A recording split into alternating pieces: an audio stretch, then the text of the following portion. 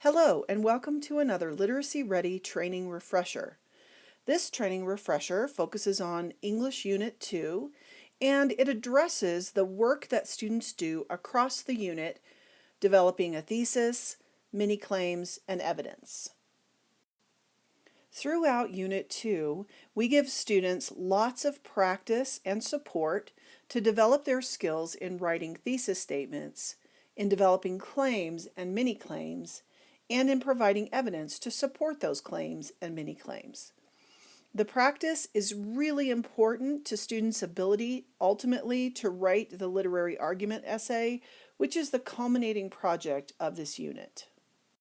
This practice really begins in Lesson 3, and we hit it quite hard in Lesson 3. First, students are asked to work in a group to collect evidence to support claims made by characters in the novel. Then we read a short excerpt from Feed, the book that's pictured here, and practice with this simple text linking claims, mini-claims, and evidence. Also in Lesson 3, we practice a technique to embed textual evidence, which we call the sandwich effect. The sandwich effect is really designed to provide a structure so that students can learn to take evidence that they've found in a text and embed it in paragraphs in their own writing. So the way that this structure is set up is that first students state the mini-claim or reason. They explain that mini-claim. They support it with information that is either quoted directly or paraphrased from the text. They explain the paraphrase or quote, and then they move on to bring in more evidence. So the sandwich here sandwiches the evidence with explanation under the heading of the reason. Also in Lesson 3, students work in small groups and in the whole class to practice the sandwich effect on a published literary criticism of Ubik as a whole class small group and then independently. What they're doing there is reading an already published literary work, finding mini-claims, finding evidence, finding explanation so that they can see how that sandwich effect works in a published text. Then they work with a partner to develop a thesis, 3 mini-claims, and evidence to answer the question, what has happened and who is responsible about the novel at that point. In Lesson 4, students work with a partner again to develop a thesis statement, 3 mini-claims, and evidence to explain how the technology in the novel is devolving.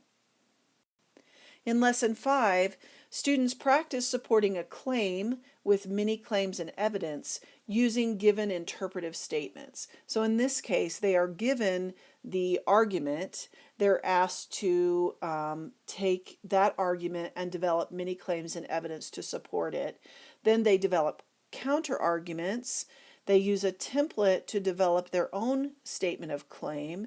And then finally, they work independently to develop a thesis statement or claim for the prompt they have selected. Ultimately, all of this practice leads up to the literary argument essay, which is, as we've said, the culminating project for the unit.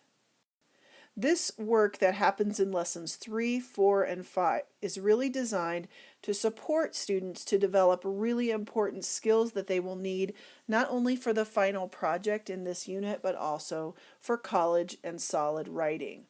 So what we have worked into these lessons is that we begin developing these skills using simple texts, using partner work, using plot and character-based arguments from the novel, and then move students into independent work. So they start out supported and they move into independence. In all of that work, there are lots of opportunities for students to practice, lots of opportunities for teachers to provide really important feedback on how they're doing with those skills, and lots of opportunities to talk about the process. How can we make this better? How can I, as an individual, improve my work? This sequence of activities could easily be taken and tweaked to work with any literary unit in which you want to work with students to build their writing skills, particularly around argument writing. So I don't have a lot of detail here about those lessons. These specific lessons are provided in quite detailed instructions in the lesson plans themselves. But I wanted to just draw your attention to the development of those skills across the unit and the way in which they work to move students from working with a partner or a small group into independence in terms of argument writing. So that's what I have for you today.